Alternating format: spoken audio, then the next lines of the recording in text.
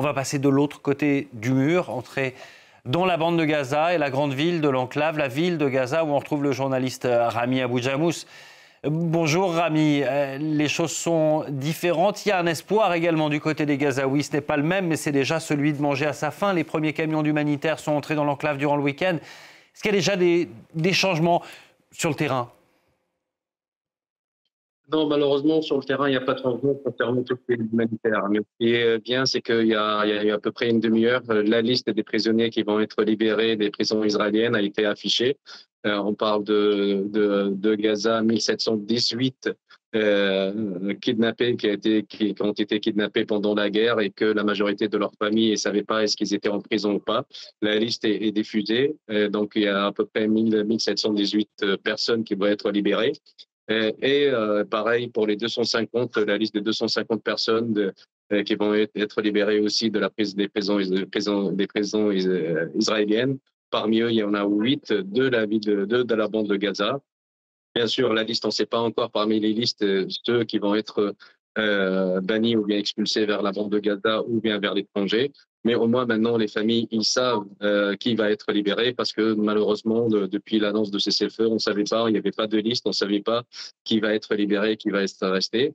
Et bien sûr, il y a aussi une grande déception au niveau des familles parce que le nombre des personnes qui ont été arrêtées et kidnappées de la bande de Gaza parce qu'on ne sait pas comment ils étaient arrêtés, est-ce qu'ils sont vivants ou pas. C'est des dizaines de personnes, mais il y aura juste 1700 personnes, 1718 personnes qui vont être libérées. Donc, il y a une déception pour les autres familles qui ne vont pas avoir leurs proches à côté d'eux. Et en même temps, au niveau aide humanitaire, l'aide humanitaire n'est pas encore suffisant qui est entrée depuis hier. On considérait qu'il y a, ou bien c'était prévu d'avoir 400 camions qui devaient entrer. Malheureusement, ce n'était pas le cas pour le moment.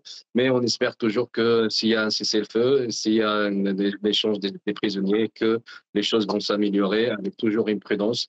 Parce qu'on a vu Netanyahou, il a continué à dire que la guerre va continuer. Et donc, toutes ces déclarations font un peu la panique et la peur chez la population, surtout qu'on a des mauvaises expériences avec Netanyahou. Il y avait un cessez-le-feu au mois de janvier dernier, il a été violé par Netanyahou. Donc, la population, ils ont peur que ça se répète. Mais en général, pour les familles qui vont recevoir leurs proches, c'est la grande joie, mais la déception pour une grande partie des familles.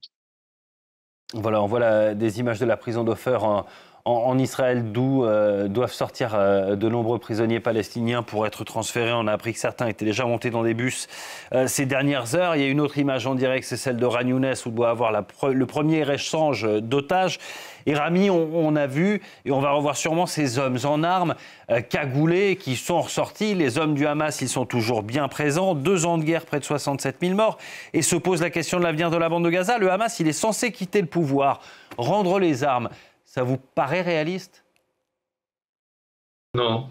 On a toujours dit qu'éradiquer le Hamas, ce n'était pas le but déjà de la guerre. Et deuxièmement, pour éradiquer le Hamas, ça ne se fait pas avec une guerre. Il faut une solution politique pour désarmer le Hamas, pour que le Hamas sorte du pouvoir. Mais on savait très bien que le vrai but a été déclaré à la fin, au milieu de la guerre, quand ils ont commencé de nettoyage ethnique, de déportation de toute la population de Gaza et la fameuse Riviera de Trump, l'expulsion de toute la population. On a compris c'était quoi vraiment les vrais buts de la guerre.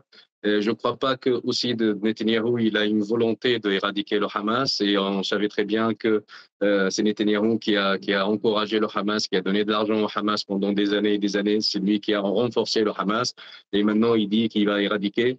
Je ne crois pas que c'est le but. En tout cas, le Hamas est toujours là.